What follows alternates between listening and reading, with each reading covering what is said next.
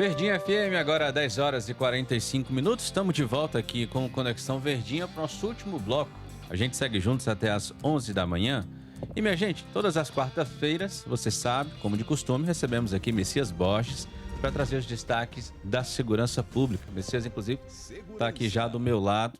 Mas hoje, especialmente, recebemos também aqui na nossa programação o secretário da Segurança Pública, Roberto Sá, secretário da Segurança Pública do Estado, para conversar conosco também, falar sobre um ano de gestão do secretário à frente da pasta da Segurança Pública aqui do nosso Estado. Secretário, bom dia, seja bem-vindo aqui ao Conexão Verdinha. Bom dia a todos os ouvintes. É um prazer muito grande estar aqui com os senhores e com a senhora para poder fazer esse serviço de prestação de contas para a nossa sociedade. E os senhores são um canal muito importante nessa comunicação com a nossa população. Obrigado, secretário. Messias, bom dia para você, meu amigo. Bom dia, Sávio, Elisiane, secretário. Já conversei um pouco com o secretário na semana passada. Hoje vamos conversar aqui ao vivo na Verdinha e também na TV Diário. Vai ser um prazer. Secretário, o ano passado terminou com alta de 10% de homicídios, mas 2025 já apresenta aí números importantes, especialmente a taxa de homicídios em queda, 17%. Qual o balanço que você pode fazer a respeito desse primeiro ano de gestão? O que na sua avaliação tem resultado aí nessa redução? Obrigado pela oportunidade, mais uma vez. Quero iniciar fazendo um agradecimento, porque sem eles nada é possível. Nossa cultura brasileira personaliza muito as coisas, né? E é óbvio que cada um tem seu papel, sua responsabilidade, e eu respondo pelas minhas responsabilidades, mas eu tenho a plena convicção de que eu não estaria aqui hoje falando de redução e fazendo esse balanço se não fosse o trabalho de milhares de homens e mulheres que compõem as forças de segurança. Então, o meu bom dia é com muito obrigado para esses homens e essas mulheres. O ano passado terminou com uma alta de 10%, mas eu preciso fazer um recorte, porque eu chego em 1º de junho, basicamente, e a gente teve um primeiro semestre, ali até janeiro, até maio, havia uma alta de 23,7%, por exemplo, nos CVLIs, nos assassinatos. E a gente terminou o ano com uma redução, segundo semestre, comparado com o segundo semestre, de 1,6%, o que fez essa tendência de alta de quase 30% cair para 10%. E hoje, a gente está nos 5 primeiros meses de 2025 com uma redução de 17,7% dos assassinatos, o que faz a gente analisar esse seguinte cenário de um ano. Eu saio de 23,7% de alta para 17,7% de queda, quase 40 pontos. É muita coisa em um ano.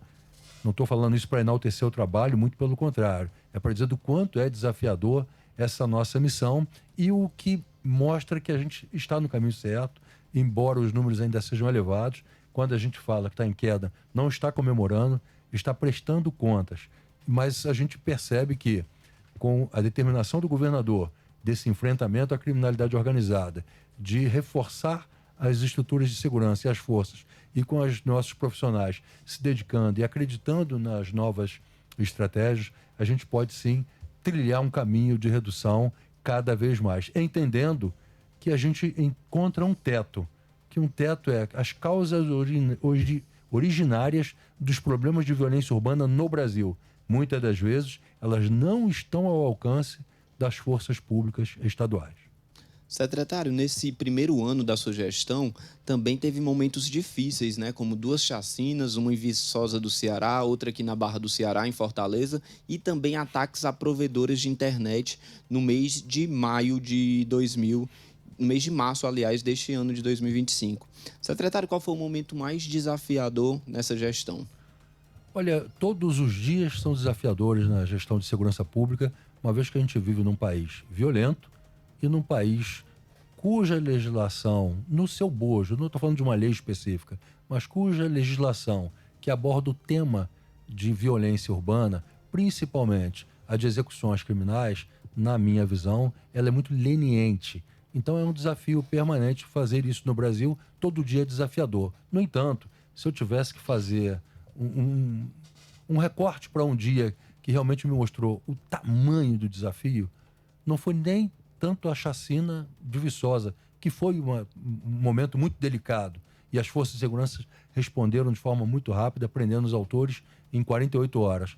mas foi o episódio da Areninha do Barroso, em que eram apenas crianças, as vítimas inocentes, jogando bola. Então a gente vive, isso serve não só para mim, eu acredito que eu relembro isso para uma reflexão de toda a nossa sociedade.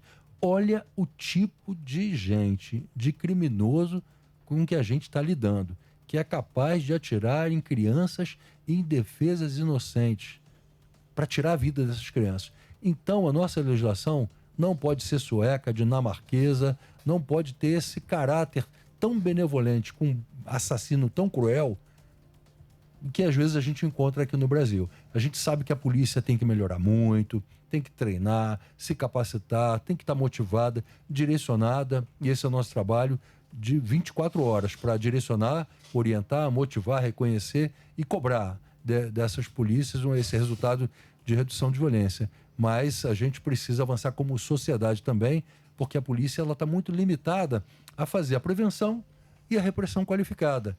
E a gente encontra, muitas das vezes, muitos dos mesmos criminosos praticando os mesmos crimes. Eu vou dar um dado que mostra o que a gente pode fazer.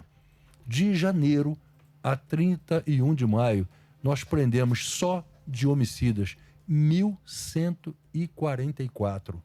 É muito bandido assassino que precisa ficar preso muito tempo. A gente tem que separar, essas coisas não são excludentes entre si. Se falta vaga no sistema, a gente tem que ter vaga. Mas também tem que ter vaga com dignidade, claro. Tem que tratar todo mundo com direitos humanos, até o preso. Mas ele tem que estar preso. Porque senão a gente vai ficar o tempo todo prendendo as pessoas e ouvindo nas entrevistas por que o índice está alto.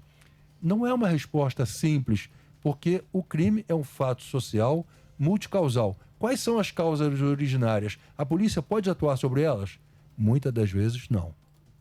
Agora, secretário, ainda falando sobre essas facções criminosas que continuam aí avançando, né, visto que a gente acabou de comentar das chacinas, dessas várias ações, o que é que o Estado ele precisa fazer para diminuir a força, né, dessas facções? Ele já vem fazendo. Quando o governador me traz e me convence a vir de tão longe, um momento que eu já tinha entendido que tinha encerrado esse ciclo de atuação na segurança pública, é uma corrida de bastão, né, de revezamento.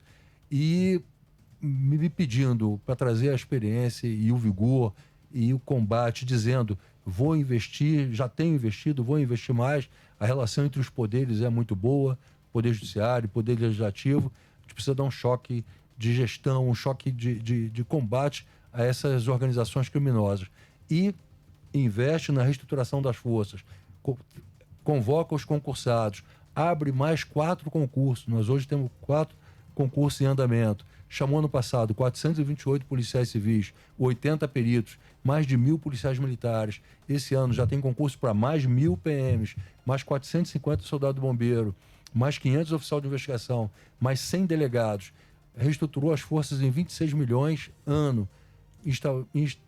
Instalou, né, implementou um sistema de metas que a redução do crime vai permitir que ele reconheça os policiais e faça um investimento de 160 milhões. Aumentou a hora extra, aumentou a gratificação por apreensão de armas, tem investido na reposição da frota. Então o Estado está investindo no homem, nas instituições e em estratégias de enfrentamento. É o que está ao nosso alcance.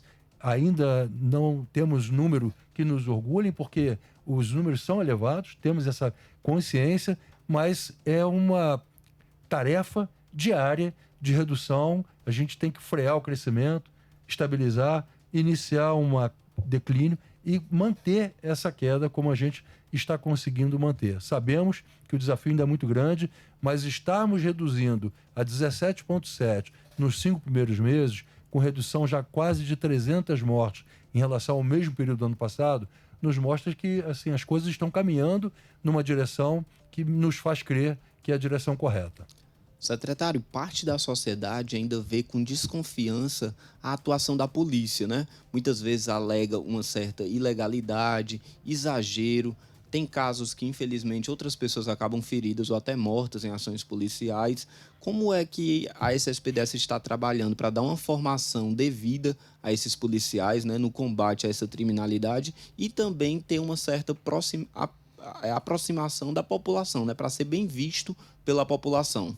Perfeito a sua pergunta. Nós temos uma academia que é referência no Brasil, a AESP, Academia Estadual de Segurança Pública. E lá nós procuramos colocar os instrutores mais renomados, mais atualizados, com protocolos voltados exatamente para a garantia dos direitos humanos. Eu tive com a Cruz Vermelha Internacional, que participa da elaboração de protocolos operacionais para nossas forças de segurança atuarem, mas a atuação ela se dá em momentos de tanta tensão que é muito difícil a gente dizer que as forças não estão atuando dentro de determinada técnica ou de direitos humanos. Então, temos que avaliar caso a caso e o fato é, nós preparamos o policial para ser o mais respeitoso, no entanto, para ser muito duro e firme, até porque ele enfrenta uma arma de fogo do outro lado, dando tiro na direção dele.